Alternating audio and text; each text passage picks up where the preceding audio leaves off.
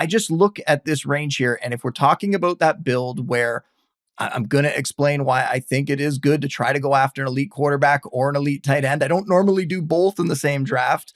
Normally it's one or the other for me.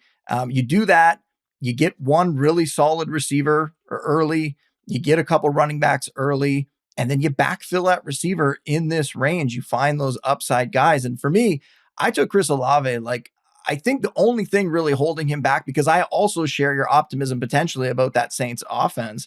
I know the quarterback situation, kind of an unknown, but I still feel like that offense could be better than people realize. And Olave, it's just the health. It's just the concussion thing that I think people are so scared of.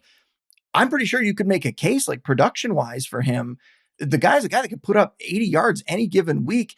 He probably, if he was fully healthy, should be up in the top 20. You could even make a case like for putting him closer to like a Garrett Wilson potentially. So as my wide receiver, I'm gonna stop you there though. I'm gonna stop you there though, because I'm gonna tell you right now that you are wrong about this. People do not agree with you on this opinion that like that Chris Olave is good, and the only question is is the health.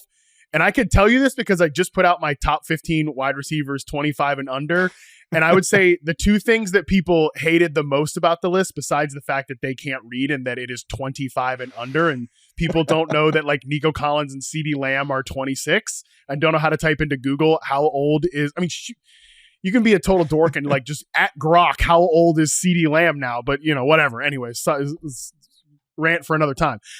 Besides that, the two things people hated was how high I had Josh Downs and how high I had Chris Olave, because I think people look back at Chris Olave being drafted as the wide receiver 12 last year, 25th overall, and are so burned by that, not just because of the concussion issues, but also just the lack of touchdowns and the lack of like real spike weeks, that I think the public's opinion of Chris Olave is not as positive as you are kind of painting with a broad brush here. But if you like Olave, as it seems like you do, and if people can't tell, I do as well, I think that only creates more opportunity for value. And it's liking him too in this position, right? When I was able to get Malik Neighbors and Nico Collins at the 1-2 turn, I have my top two receivers set, and now Olave can just come in and be hopefully that guy that I think he can be. But if not, it's not that much risk as my wide receiver 3. And I think I could find somebody else to step into that spot. So it's sort of balancing the two. But again, like everybody in this range, there was so many names that I was considering instead of Olave in that spot.